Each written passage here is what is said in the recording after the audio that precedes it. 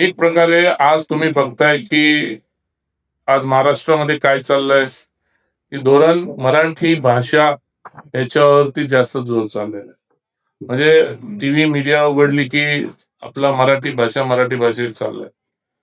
ही महाराष्ट्रामधली पहिली महानगरपालिका असेल नवी मुंबई, की आज हे मराठीची गळचेपी करतात. मराठीत पूर्णपणे मराठी शिक्षण बंद करायचं धोरण त्यांनी घेतलेलं आहे. म्हणजे आम्ही या शिक्षण रूपांतर धोरणाला आमचा विरोध नव्हता ना, आमचा नाहीये. इंग्लिश मिडियम चालू करायला पाहिजे पॅरलल. एका साईडला इंग्लिश मिडियम चालू करा, एका साईडला मराठी मिडियम चालू असू द्या. पण यांनी ठरवलं की नाही, केजी पासूनच नाही, केजी पासूनच मराठी बंद, डायरेक्ट इंग्लिश चालू. हे कुठलं राज्य?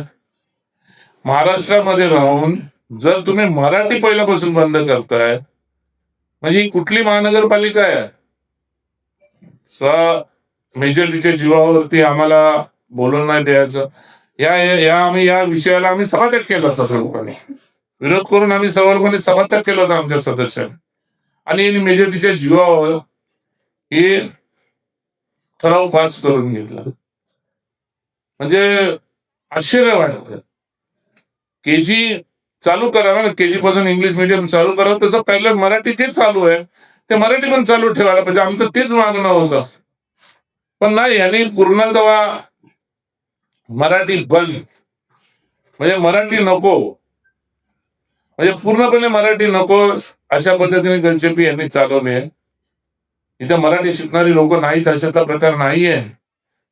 मराठी शिकणारे आहेत ना.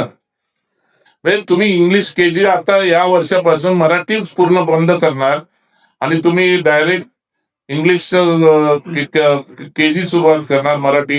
मराठीचं केजी पर्यंत मग पहिलीला जाणार, नंतर दुसरीला जाणार. म्हणजे मराठी भाषा बंद करणे या ठिकाणी मराठी भाषेला. आणि मग त्यांनी सांगितलं की आम्ही मराठी बंद नाही करत, मराठी पण शिक्षण चालू ठेवलं. कसं शिक्षण चालू ठेवणार? जे शासनाचं धोरण होतं की आपण 5वी पासून इंग्लिश शिकवायला पाहिजे. आता सीबीएसईला आपण उलट धोरण चालू केलं की सीबीएसईला सुद्धा मराठी शिकवायला पाहिजे. मराठी हे द्यायला पाहिजे.